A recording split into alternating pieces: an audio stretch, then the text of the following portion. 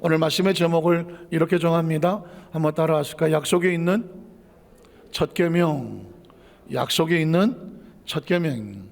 지난주 설교 제목 이제는 물어도 별로 충격도 안 받으시죠? 지난 설교 제목 진짜 감사하다. 제가 다음 주에는 지난주 설교를 하겠습니다. 지난 설교 제목이 뭐냐면 한번 따라하세요. 우리는 영광스러운 교회입니다.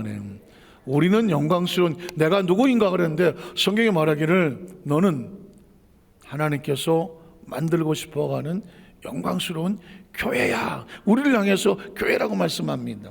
자, 에베소 5장 27절 지난주에 읽었던 본문인데요, 자기 앞에 영광스러운 무엇으로 세웁니까? 교회로 세우고 싶은 분. 지난주에는 남편들아 아내들아 기억하시죠? 남편들아 아내들아 아내들아 남편에게 순종하고 남편은 아내를 사랑하고 이런 남편과 부부 사이 이야기가 나왔어요. 그래서 부부의 관계에 대한 이야기인가 그랬는데 거기에 교회가 그리스도를 대하든 그리스도가 교회를 대하든 남편들아 아내들아 하다가 마지막에 이렇게 말합니다. 하나님께서 그렇게 하시는 목적은 뭐냐면 너희로 하나님 앞에 무슨 교회? 영광스러운 교회로 만드시려고 하는 것입니다. 그러니까 저와 여러분이 내가 누굴까 생각이 잘 안 나시면 이거를 기억하셔도 돼요. 하나님은 나를 무슨 교회? 영광스러운 교회로 만들기를 원하신다. 교회는 뭐 하는 곳입니까? 예배하는 곳. 하나님이 나를 예배자람 내 안에서 예배하기를 원하시는구나. 교회는 뭐 하는 곳입니까? 말씀이 선포되는 곳. 내 안에 말씀이 나를 지배하고 통제하고 다스리기 원하시는구나. 교회는 뭐 하는 곳인가? 내 집은 만민이 뭐 하는 집이다? 기도하는 집이다. 그러므로 나는 기도하는 사람인, 기도와 말씀과 예배가 내 안에 가득 차 있으니 나는 움직이는 교회. 그런데 그냥 교회가 아니라 영광스러운 교회. 교회는 뭐 하는 걸까요? 하나님과 자기 백성이 만나는 곳이지. 나는 맨날 하나님과 늘 교통과 교제 속에 내 안에 성령님이 계십니다. 난 하나님을 늘 만나고 있습니다. 모시고 있습니다. 함께하고 있습니다. 교회는 뭐 하는 곳입니까? 사람들이 와서 말씀 듣고 예배하고 또 처음 온 사람이 예수 믿고 구원받고 회개하고 영원히 살아나는 곳이잖아요. 나를 만나는 사람들마다 내가 교회니까 나를 만나는 사람들마다 내 입의 간증을 통해서 또 내가 말하는 복음을 전함을 통해서 그 영혼이 살아나게 하여 주시옵소서. 그러니까 우리는 교회인 거예요. 여기도 소환산교회가 315 14번째 있는 이 건물만 교회가 아니라 크리스천 한 사람 한 사람 하나님이 뭐로 세우기 원하신다? 교회로 세워요. 교회에 들어온 사람마다 살아나야 되니까 나를 만나는 사람마다 어떻게 해야 돼요? 살아야 돼요. 나를 만나는 사람마다 살아야 돼요. 나를 만나면 상처 입은 사람이 위로를 받고, 용기를 잃었던 사람이 용기를 얻고, 희망이 없었던 사람이 나를 만나면서 희망을 얻고 꿈을 얻고, 그리고 모든 사람이 다 당신 같으면 싫어 라고 등을 돌려도 교회는 누구를 향해도 등을 돌리지 않습니다. 우리가 그렇잖아요. 내가 그렇잖아요. 여러분이 그렇잖아요. 우리는 나를 만나는 사람에게 등을 보이지 않는다. 사람을 판단하지 않는다. 정죄하지 않는다. 손가락질 않는다. 따지지 않는다. 구분하지 않는다. 계산하지 않는다. 교회는 모든 사람에게 열려있는 만민이 기도하는 집인 것처럼 내가 그렇다. 내가 그렇다. 한번 따라하시죠. 나는 영광스러운 교회입니다. 내 삶의 목적은 교회예요. 교회. 천국 가는 그날까지 나는 하나님의 나라를 전파하고 증거하고 나를 만난 사람이 살아나는 예수를 믿는, 예수를 만나는 교회입니다. 그런데 그 교회가 어떤 교회가 되기를 원하시냐면 티가 없어. 티나 주름 잡힌 것이나 그 외에 등등등등 티나 주름이나 흉터나 상처나 또는 얼룩이나 흠이나 거기 나오네. 이런 것들이 없이 거룩하고 흠이 없게 하려 하심이라. 궁극적으로 우리를 교회를 만드시는 하나님께서 만드셔서 거룩하고 흠이 없는 그런 교회로 만들어 가기를 원하시는 것이죠. 뒤집어 말하면 거룩하지 않아요 우리가. 그런데 하나님께서 우리를 거룩하게 만들어 가시고, 우리가 흠이 많아요. 그런데 흠이 많은데 흠이 없게 하시려면 흠을 어떻게 해야 돼요? 박박 벗기고 닦고 씻겨주어야 돼요. 그러니까 예수 믿고 구원받은 성도들이 교회가 지어졌어요. 우리 하나님 앞에 나가려고 하나님 앞에 가는 그 순간까지 하나님 나로 계속 씻겨주셔서 깨끗하게 청소해 주시고 나로 거룩하게 만드시고, 그리고 흠이 없도록, 그걸 다른 말로 글로리피케이션, 홀리피케이션, 거룩하고 성화되고 영화되어져 가는 모습으로 만드는 거죠.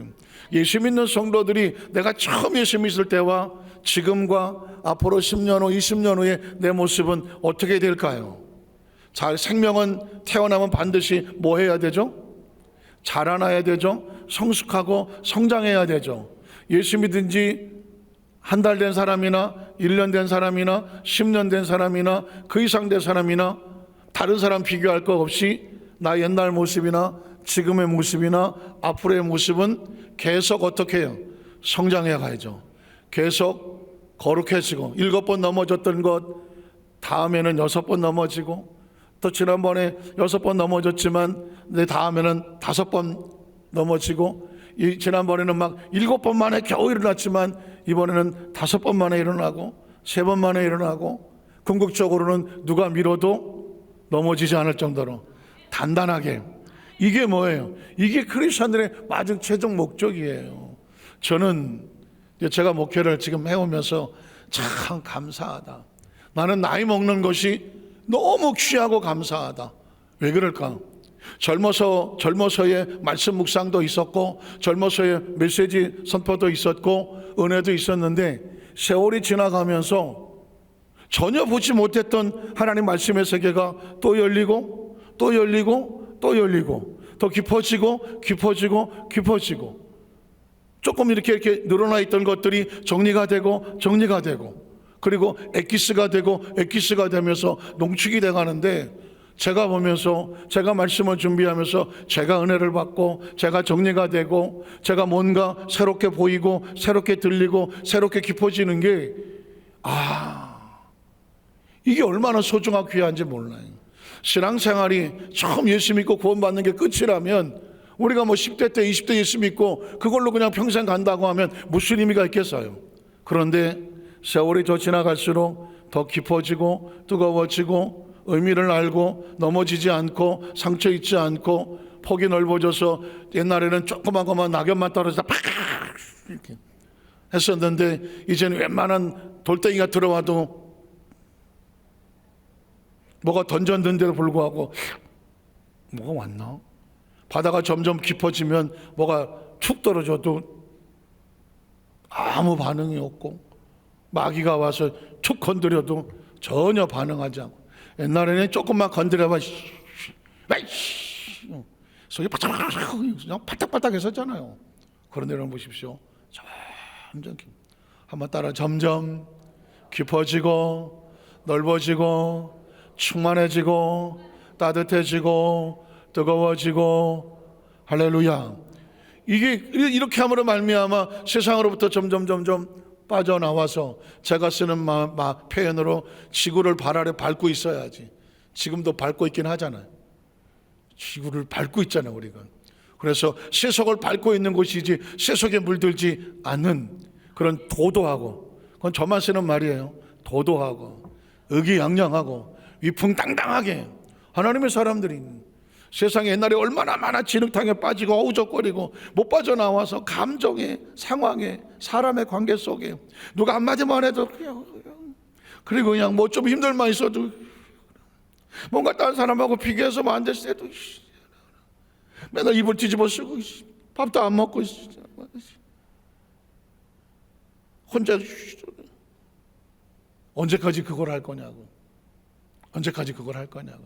이제 웬만한 게 와서 건드려도 까딱도 하지 않아요. 영혼이 막 그냥 성령으로 충만해서 도도하게 버티고 있어요. 웬만한 것들이 이렇게 지나가면은 통과하면 누가 날 건드릴 게 없어야지. 그래야 마음의 당당을 가지고 있어야. 어떻습니까?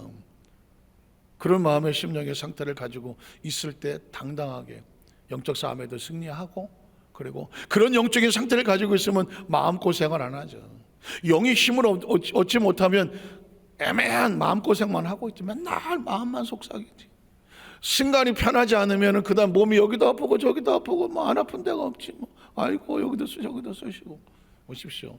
영혼이 잘 돼야, 영혼의 평안함과 담대함이 있어야 마음이 편안하고 범사가 형통을 하고, 그리고 몸도 강건해지는 이런 튼튼한 교회. 이게 뭐 다른 게 아니라 잘 먹고 잘 사시라 이런 얘기가 아니라 영광스러운 교회이기 때문에 그래요. 자, 그래서 우리가 교회라는 것이 목적이에요. 메시지의 목적이에요. 그걸 하기 위해서 남편과 아내의 비유를 들기도 했어요. 남편과 아내라는 것은 진짜 이 시대에 너무 중요한 것 같아요. 왜냐하면 우리나라에서도 너무 많은 이혼 가정이 늘어나고 있잖아요. 이 외국, 유럽, 우리보다 선진 문명에서는 이혼이 문제가 아니야. 3혼, 4혼, 5혼, 이게 그냥 자연스럽게 된 거예요.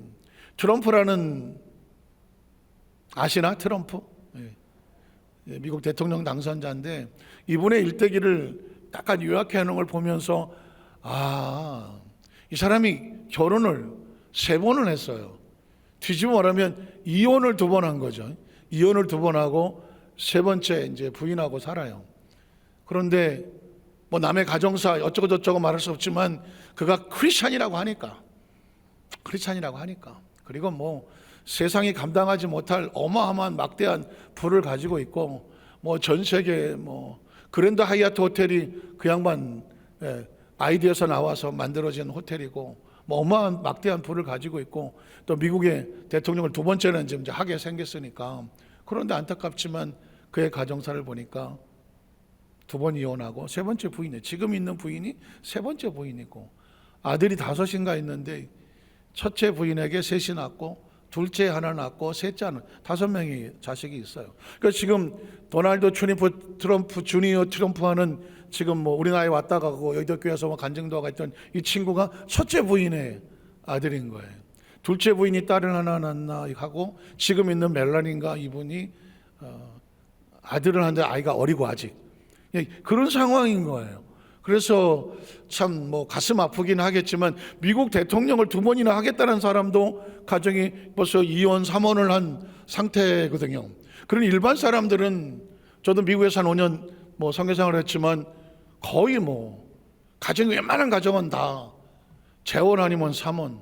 그래서 아버지는 하나지만 이 엄마 저 엄마의 뭐 이렇게 섞여서 이게 지금 배다른 애들이 막 있고, 뭐 하프 앤 해프 뭐 이러면서 관계가 애매한 이런 상황은, 이게 점점 이 가정이 얼마나, 부부간이 얼마나 소중한데, 왜냐하면 이게 교회와 그리스도거든요.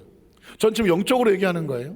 교회와 그리스도와 같은데, 남편들아 주가 교회를 사랑하듯 너희도 아내를 사랑하고, 아내들아 교회가 그리스도에게 복종하듯 나의 남편에게 같이 순종하고.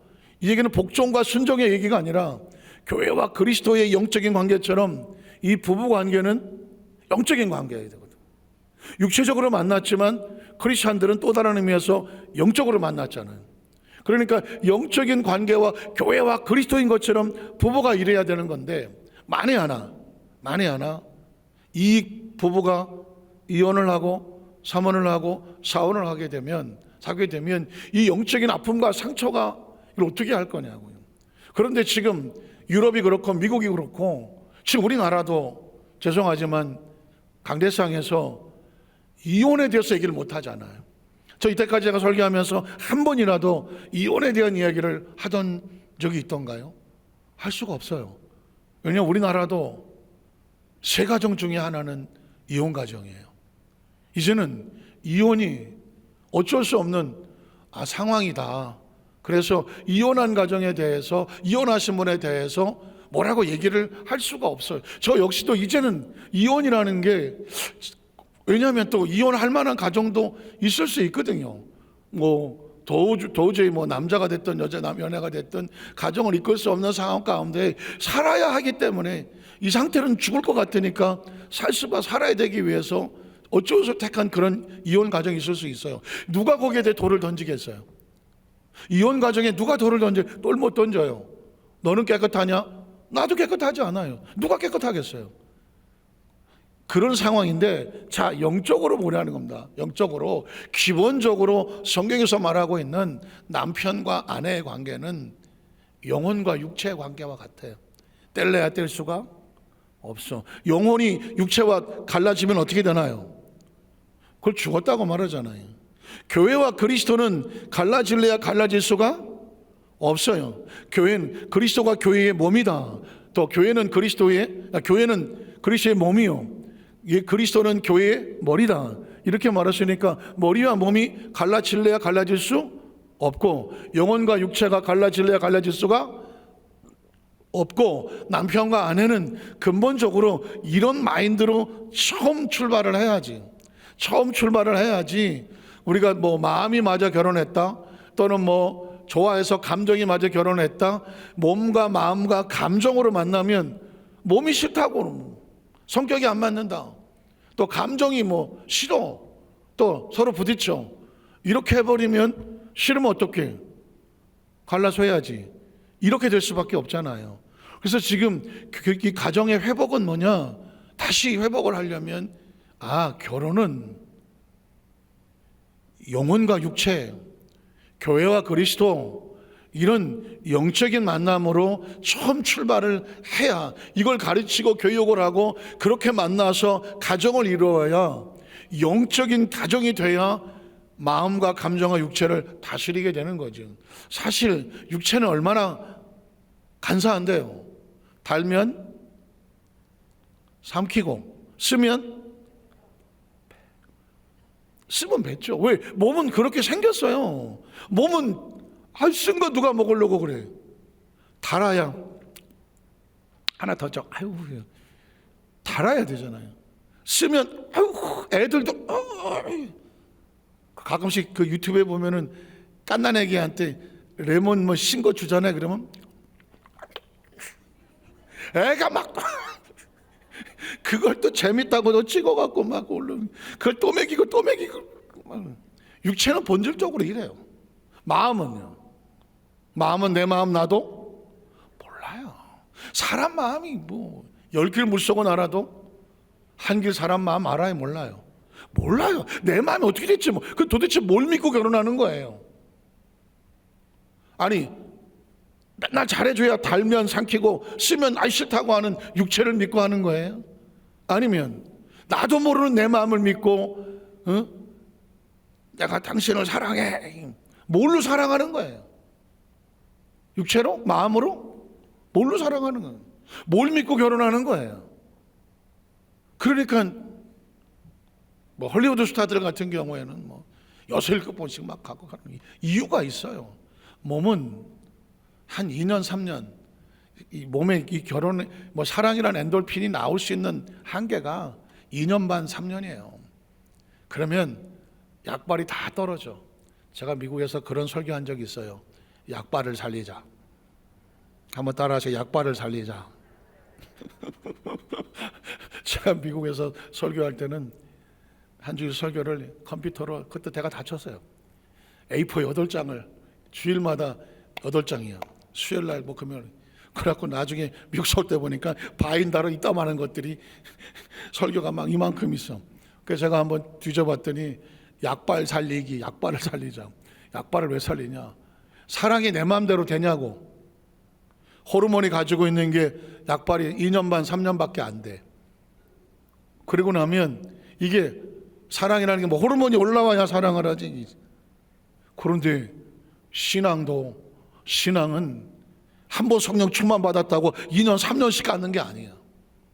이 성령 충만은 늘 충만하면 내가 게이지를 계산해서 스스로 아타 싶으면 마치 자동차에 기름 넣듯이 항상 충만하게 채워줘야 돼.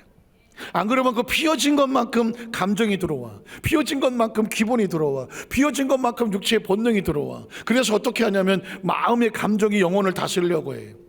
육체의 본능이 마음을 다스리려고 해요. 시험에 들어보셨습니까? 유혹에 빠져보셨습니까? 혹시 영혼이 막 피투성이로 내가 이러면 안 되는데 후회할 일 해보셨습니까? 그때 누가 날 이끌었던 것 같아요? 감정이에요, 기분이에요, 아니면 육체적인 본능이에요. 가장 위험한 게 육체의 본능이 끌고 가면 3일 굶어 도둑질하는 사람 없어요? 육체는 그래요. 육체는 도덕과 윤리가 없어요. 배고프면 먹어야지. 기분 나쁘면 쉬지. 육체는 그래요. 감정도 마찬가지예요. 사람의 감정은 어떤 지식을 통해서 어느 정도 통제가 가능하지만 어떤 순간 넘어버리면 이성을 잃었다는 얘기를 하죠. 이성을 잃으면 자기 행동이 통제가 안 돼요. 인간이 스스로 지킬 수 있는 방법은 하나밖에 없어요. 영혼이 살아있어야 돼요. 영혼이 감정을 다스리고 영혼이 육체를 다스려야 되거든요. 그 영혼이 뭐냐? 영적으로 산다는 게 그건 신앙이 아니면 안 되는 거예요. 내 영혼 속에 하나님의 말씀의 계명을 여기다 집어넣고 나 이 세상 안에서 어떻게 해야지? 내가 여기서 어떻게 해야지 할 때 그걸 어떻게 하는 방법을 가르쳐 주는 게 하나님 말씀이어야 되는 거예요. 말씀에 근거해서 최소한 십계명에 근거해서 또 하나님의 말씀에 근거해서 예수님 말씀에 근거해서 내 영이 말씀으로 무장했을 때 감정이 휘둘려고 할 때 말씀은 뭐라고 말하지? 본능이 막 솟구쳐서 나를 막 어떤 육체적인 어떤 본능으로 나를 끌고 가려고 할 때 본능에 맡기는 것이 아니라 하나님 말씀의 계명은 뭐라고 말하지? 그래서 내 영이 내 혼과 육체를 통제해 줘야 이 질서가 이루어져야 몸이 안전한 거예요. 교회도 마찬가지인 거예요. 교회도 그리스도가 너희 머리야. 그러니까 교회 공동체에 끌어가는 것은 그리스도의 말씀이어야 되고 그리스도의 성령이어야 되는 거죠. 교회 사람들이 모였다고 해서 우리가 우리끼리 뭐 회의해서 뭐 투표해서 많이 나온 거기에 따릅시다. 그건 교회가 아니에요. 교회의 머리는 그리스도라고 말했잖아요. 성령님 우리 함께 모여 성령님께서 이 교회를 이끌어 주시옵소서. 우리는 성령님의 음성에 귀를 기울입니다. 성령의 감동에 귀를 기울입니다. 마찬가지죠. 부부간에도 마찬가지라는 겁니다. 부부간에도 영적인 질서를 가지고 서로 우리는 뗄래야 뗄 수 없는 한 공동체다 이런 인식을 가지고 남편도 살고 아내도 살고 아내도 살고 남편도 살고 그래서 같이 살 수 있는 그걸 같이 때로 양보하기도 하고 배려하기도 하고 뭐 자원하기도 하고 때로는 또 앞장서기도 하고 하면서 이루어야 가정을 잘 끌고 나가는 것도 하나의 사명이요. 그게 봉사요, 헌신이요, 교회와 같다는 것입니다. 이건 굉장히 중요한 거예요. 이건 에베소 6장에 있는 말씀이 이와 같은 거라고 하면 오늘 성경에 보면 부모와 자녀 이야기를 하거든요. 제가 그냥 간단하게 설명을 하겠습니다. 왜 교회와 그리스도의 관계를 놓고 그러면서 부부 사이의 관계를 놓고 그 다음에 오면서 부모와 자식들의 관계 이야기를 할까? 한번 읽어는 볼게요. 에베소 6장 1절로 4장 읽어볼게요. 자녀들아 주 안에서 너희 부모에게 순종하라. 이것이 옳으니라. 자, 여기까지 하면 뭐가 돼요? 도덕이에요? 윤리예요? 효도해라 이런 얘기죠. 그런데 기억하십시오. 전 이렇게 봐요. 부모와 자식과의 관계나 남편과 아내와의 관계나 영적인 질서와 같아요. 부모와 자식도 역시 영적인 질서와 같아요. 자, 네 자녀들아 내 부모를 공경해라. 내 아버지 어머니를 공경하라. 이것이 약속 있는 첫 계명이다. 자, 이렇게 볼게요. 그 자식을 어디서 나왔어요? 부모로부터 나왔어요. 모든 관계에는 영적인 질서가 있어요.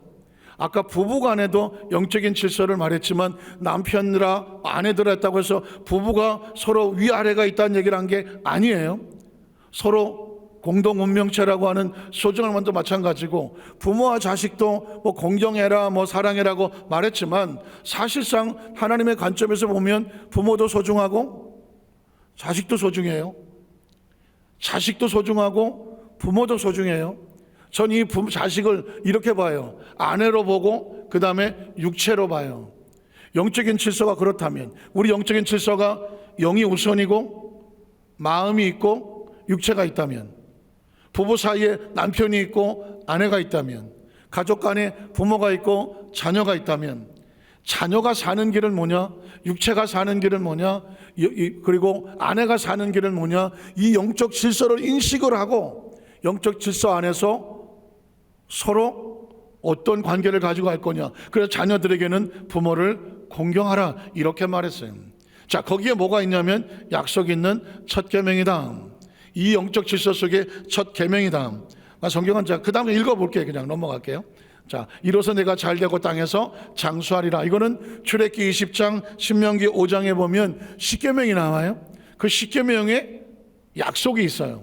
십계명을 지키면, 부모를 공경하면 땅에서 잘되고 생명이 길 거다. 또 신명기에도 보면 이렇게 말하죠. 너는 네 하나님 야훼께서 명령한 대로 내 부모를 공경하라. 그럼 내 하나님 야훼가 내게 준 땅에서 내 생명이 길고 내가 복을 누릴 거라. 분명히 효도 이야기예요. 그러나 이 속에 담겨져 있는 육체가 건강하고 장수하고 복을 받고 잘 되려면 너희 육체들아 어디에 순종해라? 네 영에 순종을 해야지. 이해가 가시겠습니까? 영혼에 순종을 해야 돼. 이 영적인 감동과 질서에 순종을 해야 돼. 내 육체는 본능으로 살 수밖에 없어. 등 따시고 배부르면 배고파요, 힘들어요, 뭐 어디 가고 싶어요, 뭐 하고 싶어요, 뭐 눈으로 뭐 보고 싶고 귀로 듣고 오감이 막 움직이는 대로 자기 만족시켜달라고 난리를 쳐. 그걸 통제하는 게 지식이고 이성이야. 마음에서 그걸 다스려. 그러나 마음도 이게 안 돼. 어떤 때는 육체의 본능에 마음이 끌려가는데 뭐. 여기를 누를 수 있는 것은 뭐냐면 하나님의 성령이 역사하시는 영이에요. 영. 그래서 내 자녀들아, 내 부모를 공경하라는 얘기는 너희 육체들아, 너의 영에 복종해라, 순종해라. 그래야 육체가 땅에서 잘되고 장수하고 내 생명이 길어. 영혼이 피투성인데 육체가 잘되고 생명이 길 것 같아요? 영혼이 죽으면 육체도 얼마 안 남아. 이해가 되시겠습니까? 그 다음 절에 볼까요? 그 다음 절에 보면 아비들아, 그럼 너희 자녀를 노엽게 하지 말고 오직 주의 교훈과 은혜로 영립하라. 여기 아비라는 것을 남편들아 라고 볼 수도 있어요. 그리고 너희 영혼은 어떻게 하느냐? 그 영적인 어떤 것만 추구. 어떤 사람 막 신령해갖고 영적인 육을 다 뭘로 보냐면 나는 신령해, 아유 저 죄인들 하면서 어떤 육적인 어떤 상황을 대해서 배려하지 아니하고 이해하지 아니하고 그냥 영적인 어떤 실력을 가지고 다른 사람을 비난하고 정죄하고 이해하지 못하면 그 관계는 깨질 수밖에 없어요. 그래서 어떤 영적인 은사를 많이 받았다거나 영적인 능력을 만들든가 신앙이 먼저 앞섰다고 했으라고 할 때도 어떻게 연약한 육체를 향해서 어떻게 하지 말라고, 노엽게 하지 말고 오직 말씀과 훈계로 잘 양육하라 라고 말씀하는 거죠. 말씀을 정리하기 원합니다. 분명히 남편과 아내의 관계 얘기하고요, 그리고 부모 자식 관계 분명히 도덕과 윤리적인 면에서 질서가 있게 하라는 거예요. 그러나 이게 영적으로 오게 되면 그리스도와 교회라는 말이 있는 것처럼, 그리고 너희를 영광스러운 교회로 만들려면 남편도 교회예요, 아내도 교회예요, 부모도 교회예요, 자식도 교회예요. 하나님 앞에 다 1대1이에요. 이해가 되십니까? 다 1대1이에요. 그러면 아름답고 영광스러운 교회들이 되려고 하면 피차에 서로 상처를 주지 말고 가지고 있는 질서를 잘 맞춰 나가면서 너도 잘 되고 당신도 잘 되고 나도 잘 돼서 우리 모든 교회들이 흠없고 티없고 거룩하고 흠이 없는 영광스러운 교회가 되어지면 천국은 누가 가느냐? 교회가 가는 거죠. 저와 여러분의 축복의 아름다운 교회 된 것을 주의 이름으로 축복합니다. 기도하겠습니다. 하나님 아버지 감사합니다.